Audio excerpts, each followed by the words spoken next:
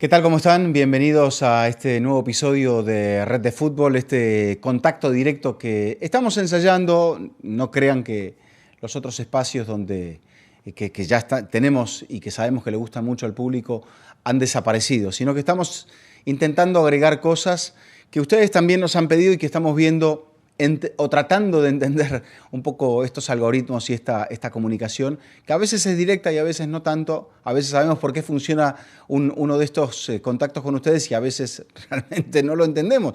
Pero tratando de descifrar un poco todo, es que nos hemos propuesto este contacto directo y ahora queríamos hablar de Manchester United. Antes que nada, queríamos recordarles que nos pueden seguir ayudando si es que nuestros contenidos les gustan aquí en Red de Fútbol.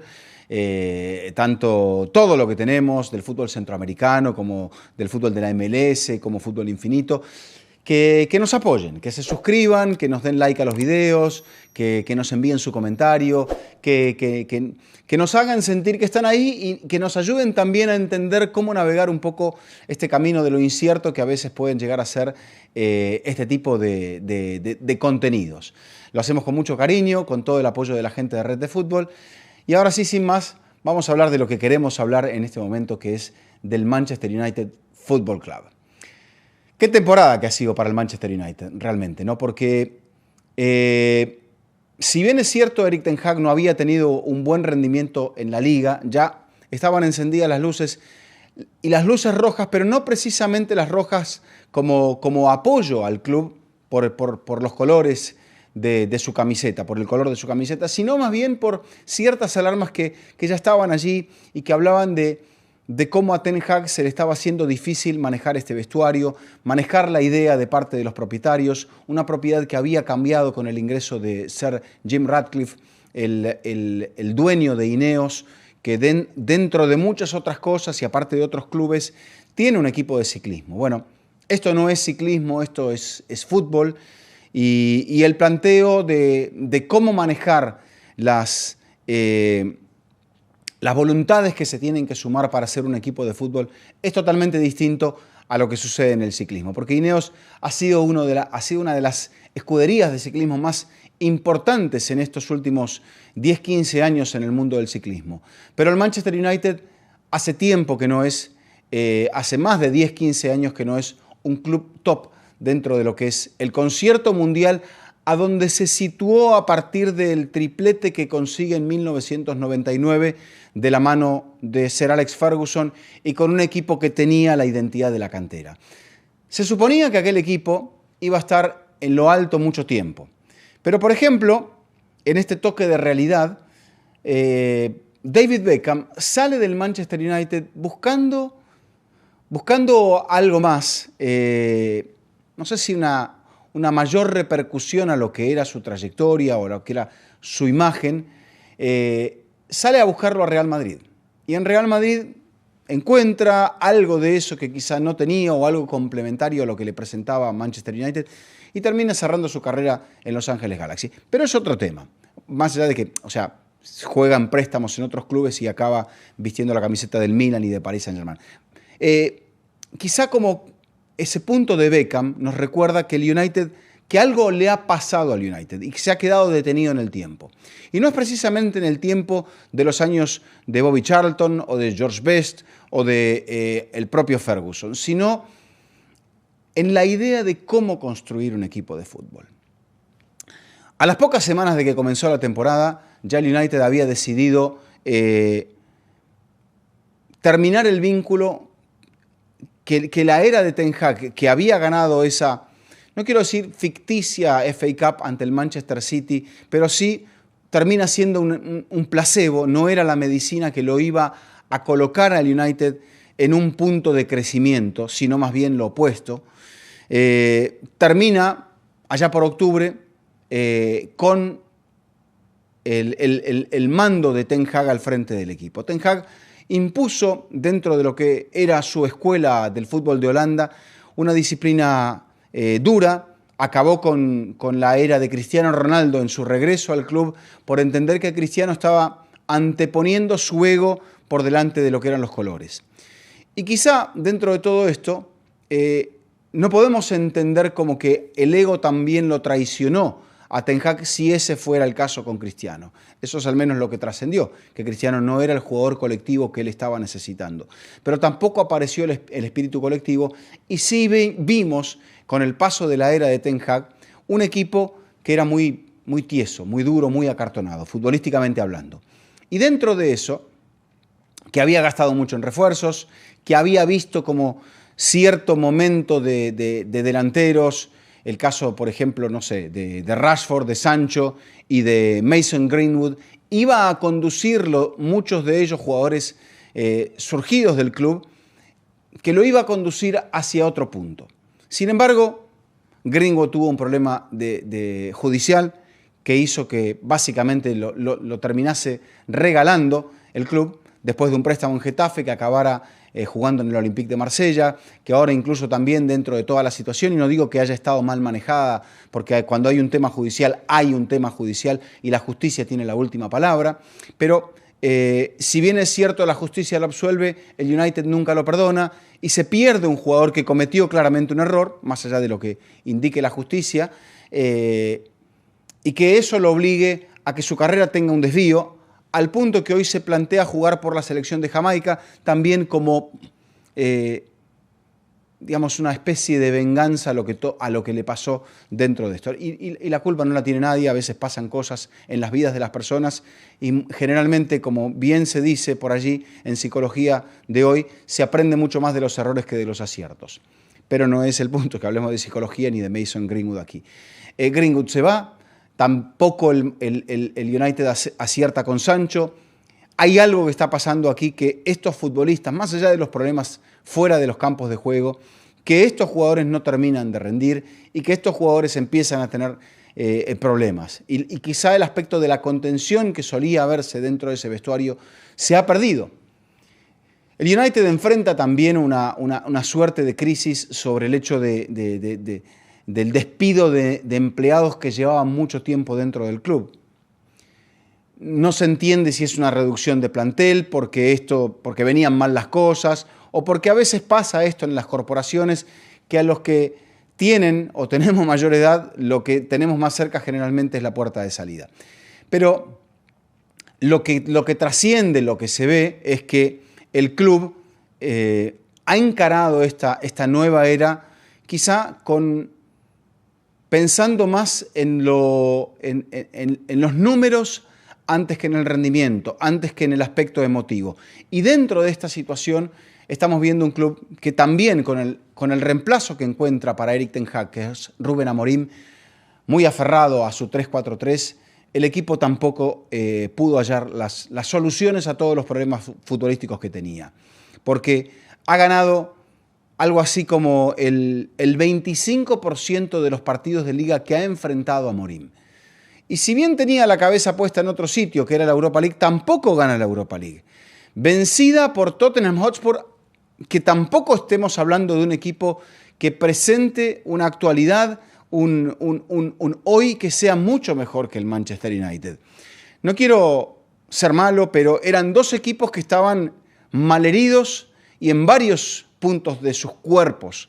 Sin embargo, con muy poquito, con un gol en propia puerta de Luke Shaw, el que termina prevaleciendo es el club londinense, que llevaba una sequía de 17 años sin poder alzar ninguna clase de trofeo. Y en esa dirección parece que también va el Manchester United, porque si bien la FA Cup llegó en la temporada pasada, ese brillo que el equipo tenía en competencias europeas parece haberlo perdido.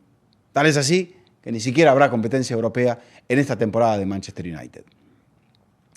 Pero a este punto, y ya habiendo cometido tantos errores en cuanto a la conducción, uno piensa, ¿es la cabeza o son los jugadores? ¿Es la dirección deportiva? ¿Es el entrenador? ¿Es el modelo de club? ¿Dónde está el error? ¿Dónde está el problema en Manchester United? Creo yo que en la alargadísima sombra de Sir Alex Ferguson, el club se quedó sin poder encontrar ese punto de modernidad y de entender que había que modificar jugadores y modificar la estructura para, a partir de eso, intentar asomarse a esta nueva era. Y no digo que nos apoyemos solamente en el Big Data que se utiliza para buscar jugadores, porque podemos encontrar muchos ejemplos donde el Big Data se equivocó y donde muchos clubes invirtieron mucho dinero en jugadores que después no les terminaron rindiendo. Pero este caso del United, por ejemplo, que también algo le ocurre allí a Antony, el jugador brasileño pagado con creces al Ajax y que tampoco acabó por rendir y que termina viendo su mejor cara en el Real Betis Balompié. Lo mismo que Rashford, renacido en Aston Villa. Estamos encontrando aquí como hay algo que está ocurriendo allí, no sé si llamarlo agujero negro, donde se ha caído el United. Porque se ha caído y se han caído no solamente el club, sino su conducción, sino sus entrenadores y además sus futbolistas. Porque hoy parece que el United está en un pozo negro del cual no puede salir y no se sabe muy bien quién lo logrará sacar. Porque hay veces que veo los números de Amorim, veo la idea futbolística y digo, tampoco me convence. Perdón, pero tampoco me convence. Quizá logre alcanzar, no sé, un puesto de clasificación para Champions en la próxima temporada. Quizá logre hacer algo fantástico con esta idea de transformación del club que implicará una sangría muy importante dentro de su plantel. Según Transfermarkt, esta web que se especializa a la cotización y al seguimiento de los futbolistas de acuerdo al valor de mercado, de acuerdo a los números y al rendimiento que tienen dentro de sus clubes, Manchester United hoy por hoy tiene el quinto mejor plantel de la Premier, pero si lo comparásemos con respecto a la temporada anterior, ha perdido más de 100 millones de libras esterlinas. El plantel que más cuesta dentro de la Premier, de acuerdo a Transfermarkt, es el de la Manchester City, que también perdió un poco de su valor en la temporada anterior, pero hoy cuesta alrededor de 1.300 millones de libras esterlinas. El segundo es el Arsenal, que cuesta alrededor de 1.100, o sea, el costo promedio, el costo de todos los jugadores y de toda la estructura futbolística que tiene el club. Entonces, el Arsenal es el segundo y es el subcampeón, pero el que no es el campeón, o sea, el Manchester City, es el club que más cuesta por su plantel. El United ya perdió en esta temporada por sus malos manejos 100 millones. Tiene por encima al Tottenham Hotspur, que le saca más de 130 millones. Tiene por encima también a Liverpool, le dije el quinto, perdón, es el sexto. El Chelsea, con todas las inversiones de jugadores jóvenes, también le saca aproximadamente 220 millones de libras esterlinas. Y como decíamos, está el Arsenal, que está en 1.100 millones, o sea, le saca 400 millones de libras aproximadamente al costo de los planteles si comparáramos el del United y el del Arsenal. ¿Qué hizo el Arsenal, por ejemplo, cuando también se había encontrado con esto? El Arsenal sabe que hace 20 años que no gana la Premier, ya serán 21 con esta edición y serán 22 en el caso de ganarla en la próxima temporada. Ha estado coqueteando con el título, pero en ningún caso ha perdido fe en su proyecto y en su entrenador. Por ejemplo, hay clubes como Real Madrid que no pueden plantearse algo que se ha planteado el Arsenal, por ejemplo, ni lo que ha vivido el Manchester City. La paciencia en Guardiola, ¿por qué? Y porque Guardiola me ha dado 4 Premiers consecutivas, algo que no se había conseguido nunca en la historia. Pero al United se le acabó la paciencia. Y en ese acabársele la paciencia a los dirigentes, creo yo que están cometiendo un error detrás del otro. Y ahora viene la reconstrucción. Pero la reconstrucción empieza por la deconstrucción. Este equipo tiene que desarmarse para volver a construirse. Tendrá que dejar ir a Rashford, tendrá que ver qué es lo que hace con Sancho, por ejemplo, tendrá que ver qué es lo que hace con Alejandro Garnacho, al cual colocará en el mercado, y como ser un futbolista formado por el United, recibirá un cierto bono de parte de la Premier en el aspecto del fair play financiero que le va a permitir reconstruirse para la próxima temporada, y tendrá que hacerlo apoyado en jugadores jóvenes que logren alzarse en valor para, a partir de eso, mejorar lo deportivo y lo económico dentro de un club que está viviendo una tormenta de muchos frentes y que en esa tormenta de tantos frentes también habrá que ver si este es el piloto, el capitán del barco, como es Rubén Amorim, que pueda llegar a sacarlo de todo esto. Rubén Amorim se refirió a esto después del último partido de la Premier, que fue una victoria bastante polémica frente a Aston Villa, que le impidió al equipo de Emery alcanzar nuevamente la Champions League en la próxima temporada. Allí Amorim dijo, se vienen días mejores. Y uno no sabe si dichas estas palabras 4 días después de la salida total del fútbol europeo, ¿qué hubiese representado, también me pregunto, clasificarse a la Champions con una temporada tan mala, habiendo sido el 15º de la Liga? Bueno, me dirán ustedes, se clasificó el Tottenham Hotspur porque fue el 17º de la Liga.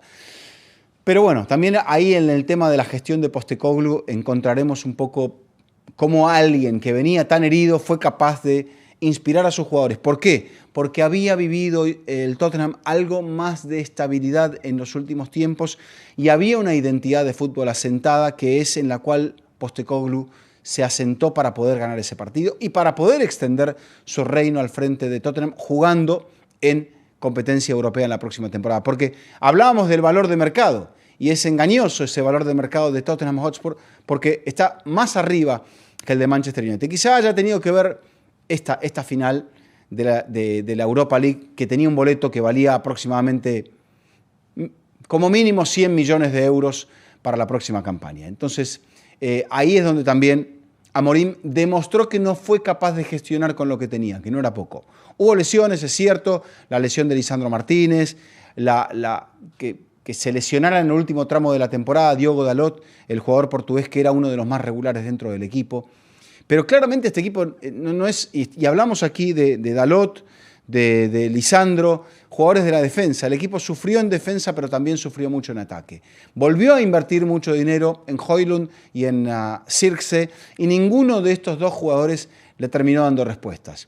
Asimismo, salió de Anthony, que no encontraba su sitio y que también había tenido otros problemas fuera de los campos de juego, ni hablar del tema de Rashford.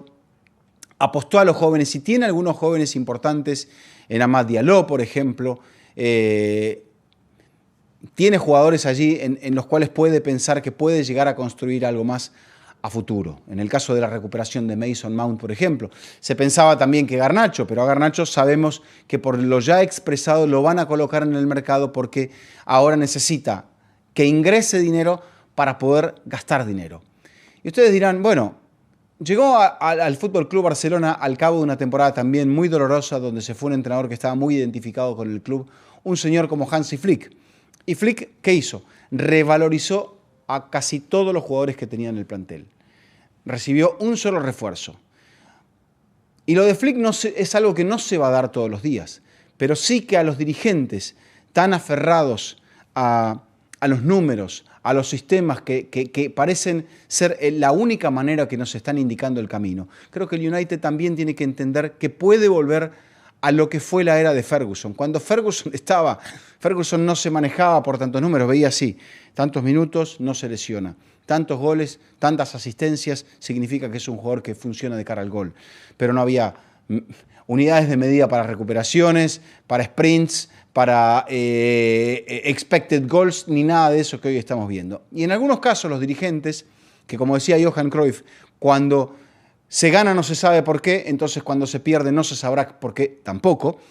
Ahora los dirigentes tienen que apelar un poco a esa vieja receta de Ferguson, la intuición de saber cuál es un jugador que puede llegar a rendir dentro de este club, cuál es un jugador que puede llegar a entender las necesidades de este club, la identidad de este club.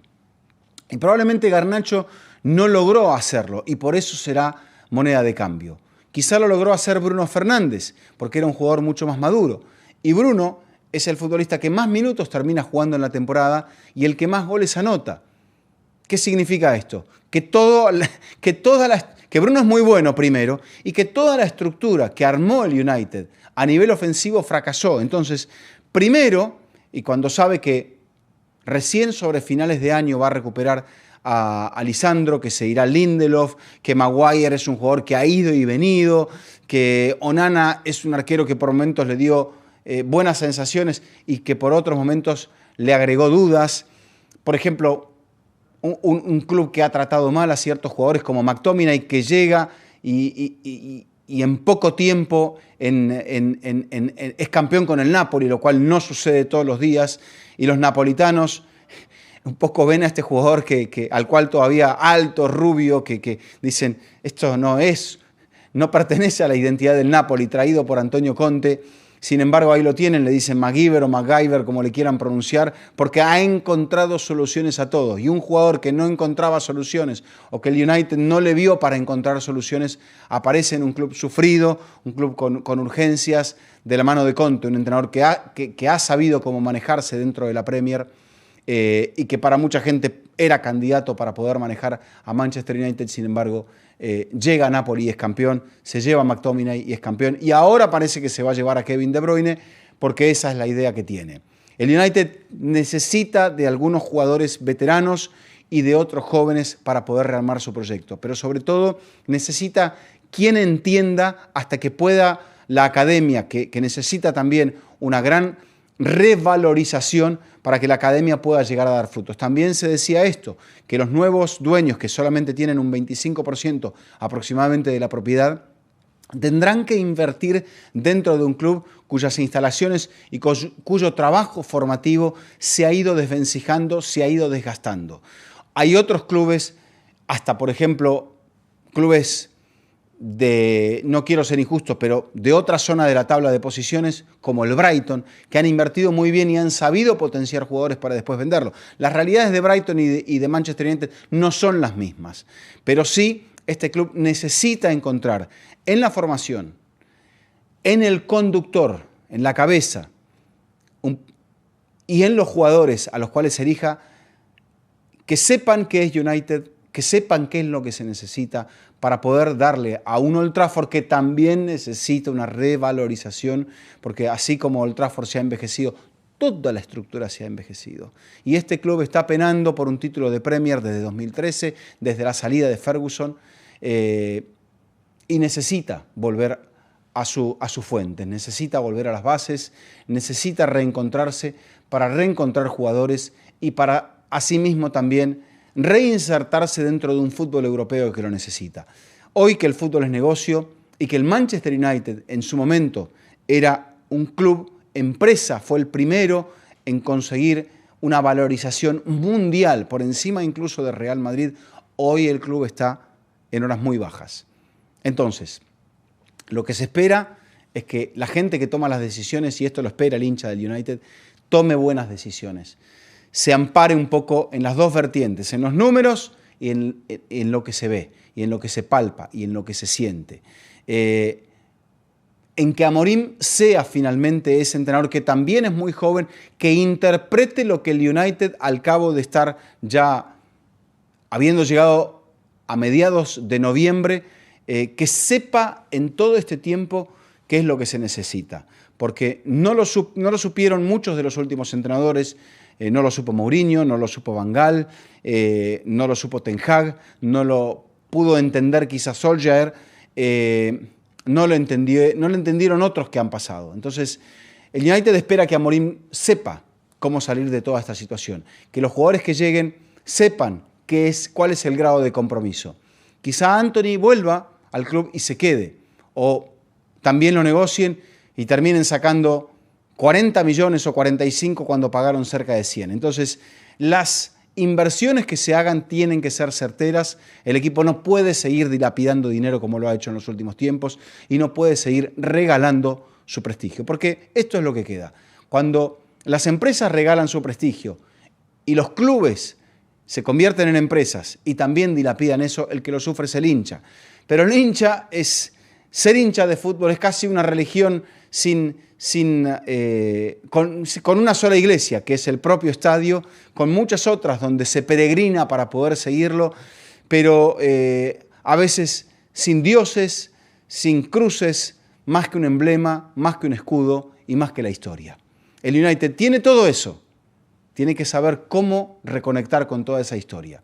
Quizá lo haga esta próxima temporada, veremos. Es una temporada que comienza desde ese amargo 15º lugar de la tabla de posiciones, de estar en blanco y de ver cómo Hoy por hoy, casi todos los jugadores que llegan empiezan a caer en su valor y no logran alcanzar su potencial. El United necesita eso, que la gente que llegue lo vuelva a ser otra vez grande.